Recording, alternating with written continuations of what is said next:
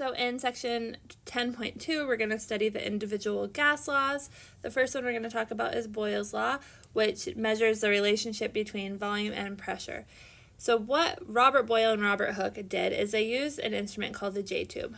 So a J-tube it is exactly what it sounds like. It's a tube, a glass tube, that is closed on one side and open on the other. So what they did is they put an amount of mercury in to make it so the sample size on the right is at atmospheric pressure.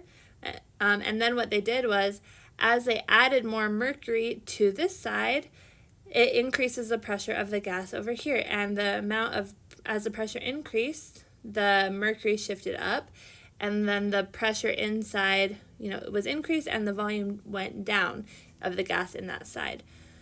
So they ended up finding that there was an indirect relationship between volume and pressure. So as one increased, the other one decreases. And so you see this indirect relationship on this graph. And they said that when we hold the temperature and the amount of gas constant, which we did here, the amount of moles of gas in this side was the same no matter how much mercury we added to this side. And so they were able to say that, if temperature and gas amount are held constant, then the pressure times the volume is equal to a constant. And so how that would be written is that pressure 1 times volume 1 equals pressure 2 times volume 2. Since this is equal to a constant, then if we change the conditions, then it should be equal to that same amount under those new conditions. So as we decrease the volume, it forces the molecules into a smaller space, so they're going to collide with the surface more often, which makes the pressure go up.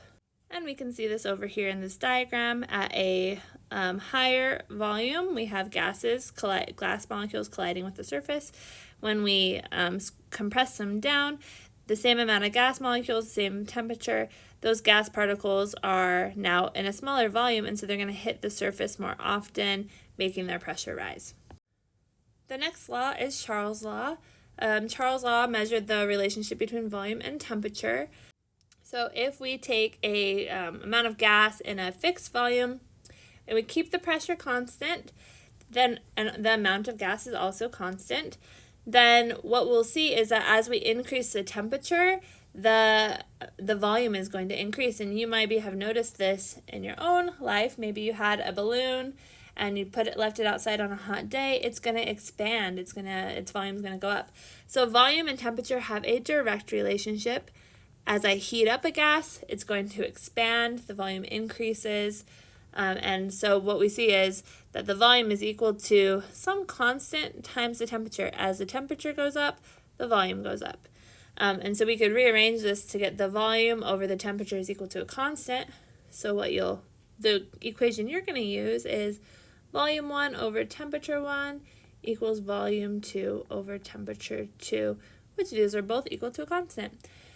And so you're going to have the variable that you want to know in the question. So let's say we need to figure out the initial volume, and you're going to be given the other 3 variables.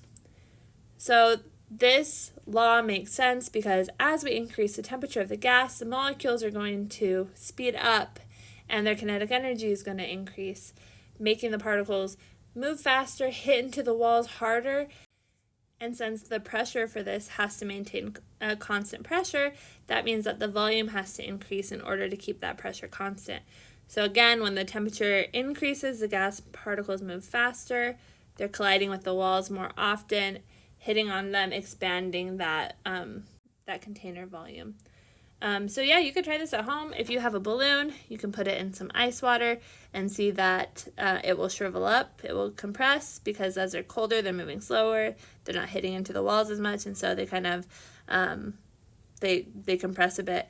And if you put that same balloon in some warm water, then it will expand, and you'll see that the increase in temperature increases the volume. And so you can see that direct relationship with volume and temperature here. Lastly, we're going to talk about Avogadro's law, and if you think about the word Avogadro, you might be thinking of moles, which you should be. So this is pretty self-explanatory, and I think you guys have all experienced this.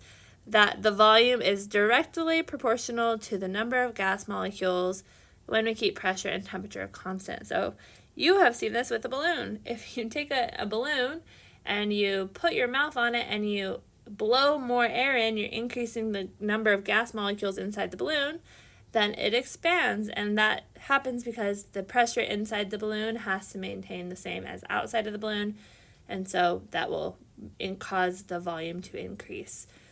So since these are also directly related, you'll see that the volume is equal to the amount of moles times some constant. We could rearrange it and get volume 1 over amount of moles 1 equals volume of the new condition over the new amount of moles. What's really interesting, though, is that the gas type in this situation does not matter. So I could have 1 mole of CO2, 1 mole of methane, 1 mole of oxygen. If it's 1 mole of something, it's going to have the same volume. That's kind of nice because we could just think about the total pressure exerted by all of the gas molecules. We don't have to, it doesn't matter if it's a mixture or not. And so yeah, this law makes sense because if we add more gas molecules, the more of them are hitting into the walls of the container and expanding it, which keeps the pressure constant. So here we see the relationship is direct.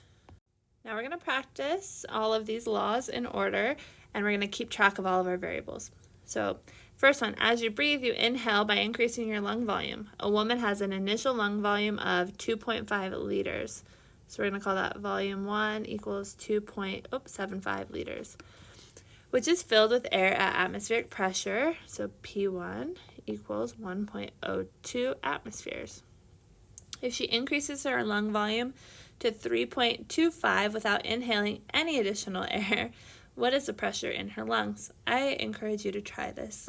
It's pretty interesting.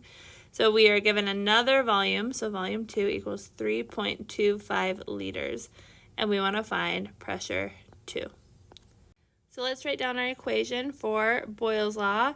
It is P1 V1 equals P2 V2, and so we'll plug in. Our first pressure is 1.02 atmospheres times our volume, 2.75 liters, equals our second pressure, we don't know, times by our second volume of 3.25 liters. So we'll solve for P2 by dividing by 3.25 liters. Let's just predict what would happen, though. So we have our volume went up in our second case. So with this, since they are indirectly related for Boyle's law, then we should expect this pressure to be less than it was initially. So when we plug on all of those values, we get our second pressure to be 0.86 atmospheres. So yep, it did go down a bit. All right, next question. We have a sample of gas has a volume of, so we have volume equals 2.80 liters and an unknown temp. So we'll put T1 is question mark. When you submerge the sample in ice water at temperature 2 equals 0 degrees Celsius, its volume decreases, so the new volume, V2, equals 2.57 liters. What's the initial temperature in Kelvin and Celsius? So that should be a hint that we do need to be in Kelvin. So we're going to add 273 to our 0. So we have 273 Kelvin for our second condition. So notice here, our temperature or our volume went from 2.8 to 2.57, and so our volume went down. And since volume and temperature are directly related, we should expect this second temperature to be lower. So we should expect our first temperature to be warmer. So let's calculate. Some interesting things with this, we have V1 over T1 equals V2 over T2. Notice we're going to try to solve for T1. And when I like to solve for things, I don't like them to be in the denominator because that's not very helpful. So what I like to do when the thing I'm solving for is in the denominator is I'm going to flip the whole thing. So we could easily write T1 over V1 equals T2 over V2. As long as your temperatures and your volumes are on the same side, so temperatures on the top and volumes on the bottom, or the opposite, then it's fine either way. So I'm solving for T1. So we're going to write T1 over our initial volume is 2.80 liters equals our T2, which is 273 Kelvin, over our new volume, 2.57 liters. So we're going to solve for T1 by multiplying by 2.80 liters on both sides and plug that into your calculator. And when you do that, you get that initial temperature to be 297 Kelvin, which is about room temperature. So we could subtract 273 from that, and what we get is 24 degrees Celsius. So we have both values recorded. All right, our last problem is for Avogadro's law, and it is saying that we have a male athlete in kinesiology research study has a lung volume of 6.15 liters during a deep inhalation. So volume 1 equals 6.15 liters. At this volume, his lungs hold, so N1 equals 0.254 moles of air. During his exhalation, his lung volume decreases, so his new volume is 2.55 liters. How many moles of gas does he exhale?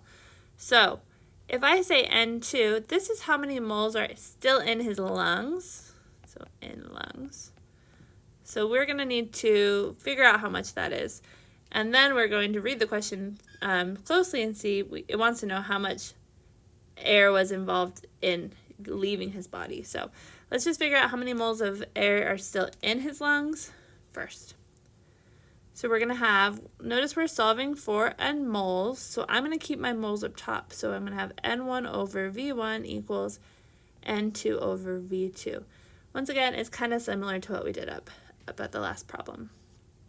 So my N1 is 0.254 moles over my initial volume is 6.15 liters, and that equals my second amount of moles in the lungs, we don't know yet, divided by 2.55 liters.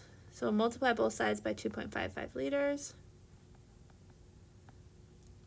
And what we'll end up getting, so let's calculate that.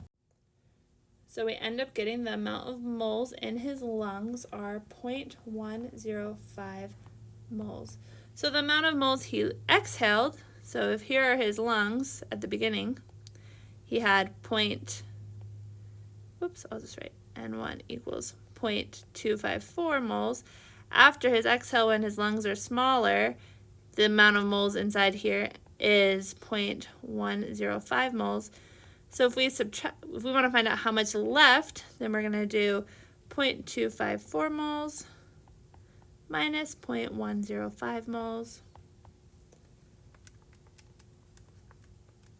And we get that he exhaled 0.149 moles.